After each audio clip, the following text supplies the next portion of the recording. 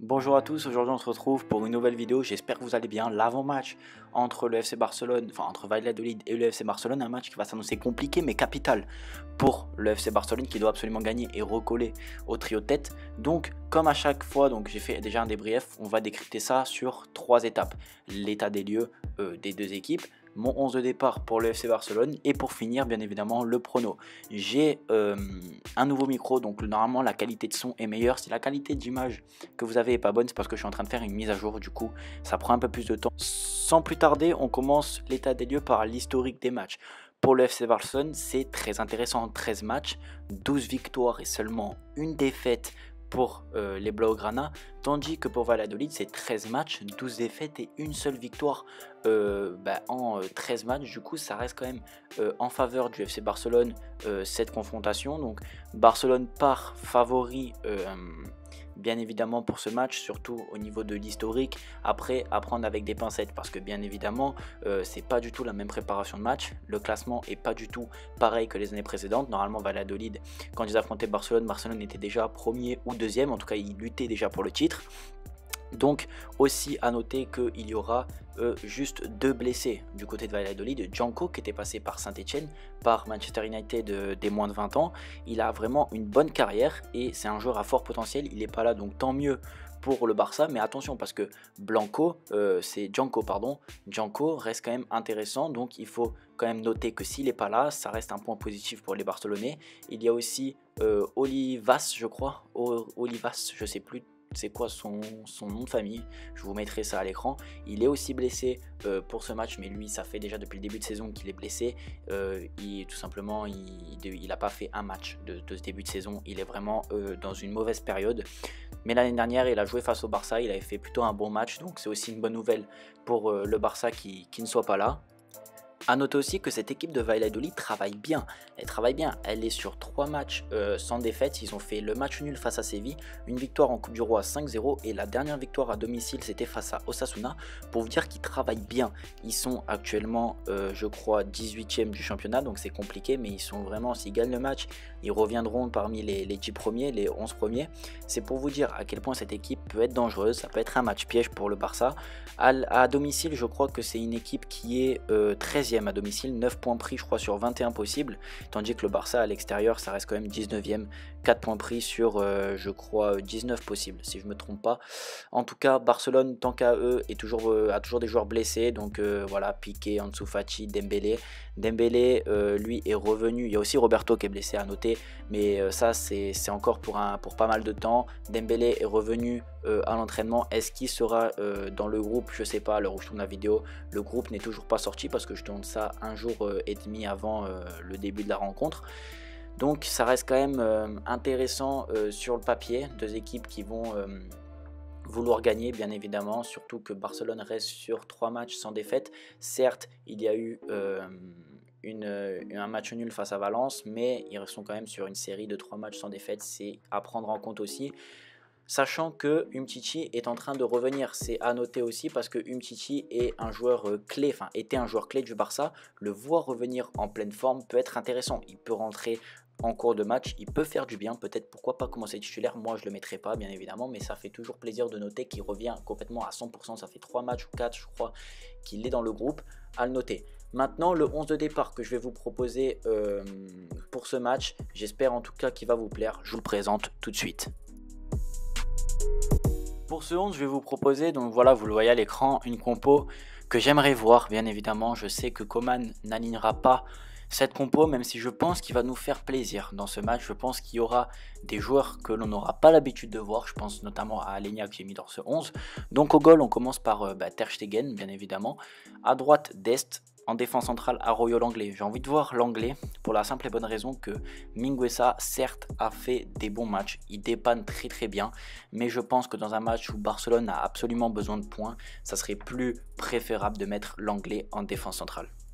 Sachant aussi que Mingueza a fait une petite erreur face à Valence. Je dis pas que le but vient de son erreur, mais il se fait complètement devancer par Maximiliano Gomez. Je l'avais dit dans l'avant-match que Gomez était un super attaquant et ça n'a pas loupé. Je pense que si l'anglais aurait été là, il aurait peut-être enlever ce but ou éviter. Après, avec des si on refait le monde, il y a eu but, c'est comme ça. Il faut pas en vouloir à Mingueza qui franchement nous a très bien dépanné.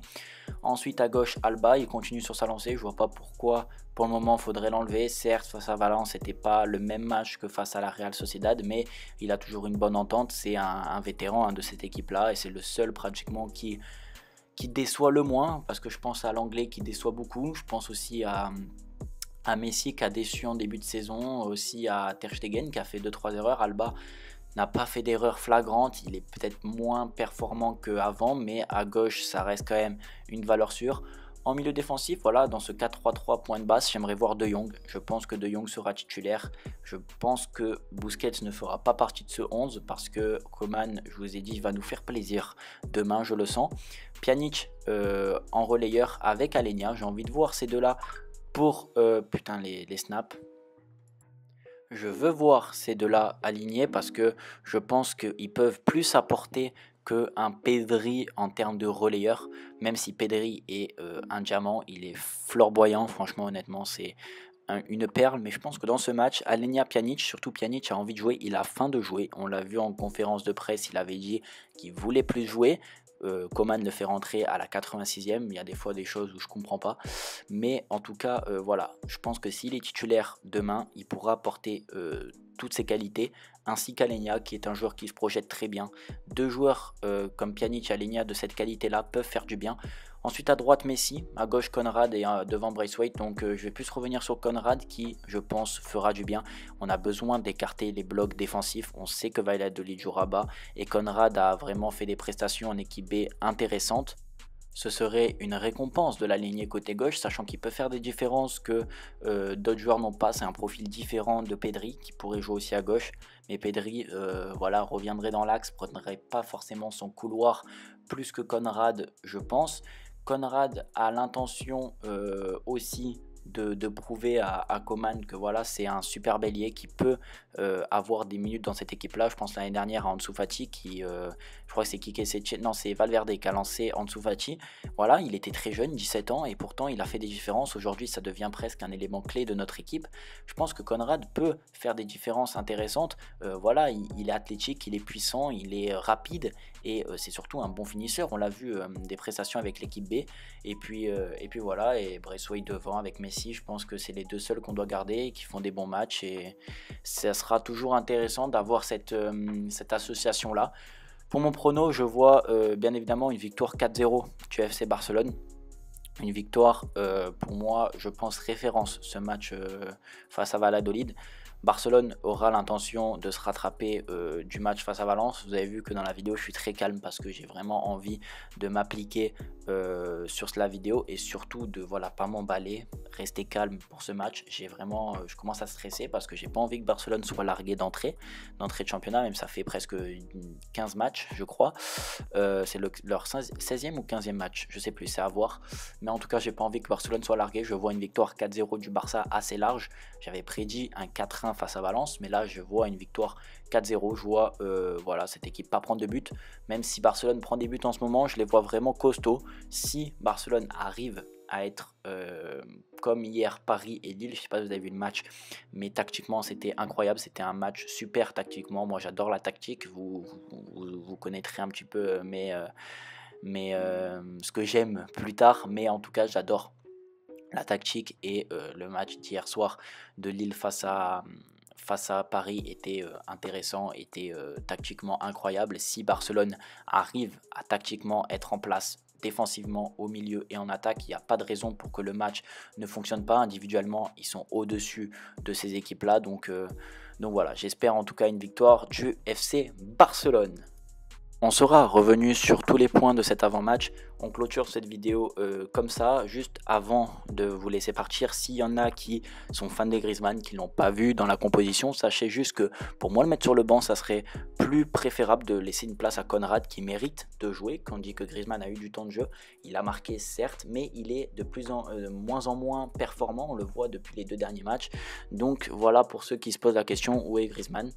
J'espère en tout cas que la vidéo vous aura plu. N'hésitez surtout pas à me dire encore en commentaire qu'est-ce que je dois améliorer, qu'est-ce que vous avez aimé, quel compo vous souhaiterez vous voir demain.